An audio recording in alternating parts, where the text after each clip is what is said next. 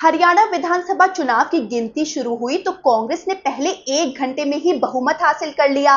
BJP 20 सीटों से नीचे दिखने लगी, लेकिन सुबह 10 बजे तक सूरत हाल बदल गए और देखते ही देखते बीजेपी ने हरियाणा में लगातार तीसरी बार जीत हासिल कर ली। दरअसल चुनाव नतीजों से पहले एग्जिट पोल में भी कांग्रेस की जीत की भविष्यवाणी की गई थी।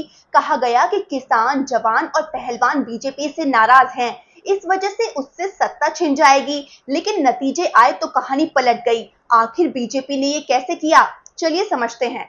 दरअसल बीजेपी की जीत इस बात की तरफ इशारा करती है कि लोकसभा चुनाव से सबक लेते हुए वो गैर जाट वोटर्स को गोलबंद करने में कामयाब रही है।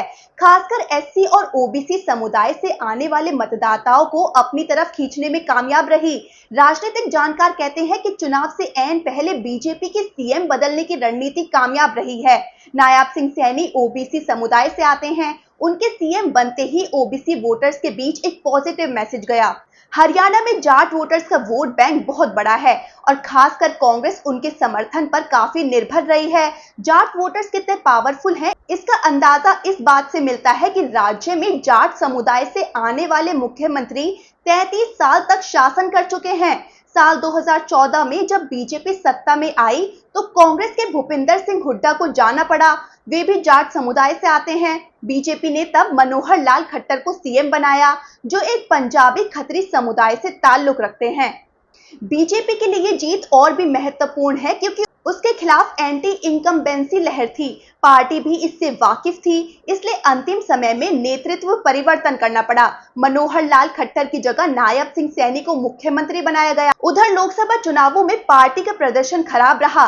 2024 के आम चुनावों में बीजेपी ने 10 में से सिर्फ 5 लोकसभा सीटें जीती, जबकि कांग्रेस ने बाकी सीटों पर जीत का परचम लहराया। हरियाणा में जीत बीजेपी के लिए आने वाले चुनावों में एक शुभ संकेत जैसा भी है, जिसकी शुरुआत महाराष्ट्र से होगी।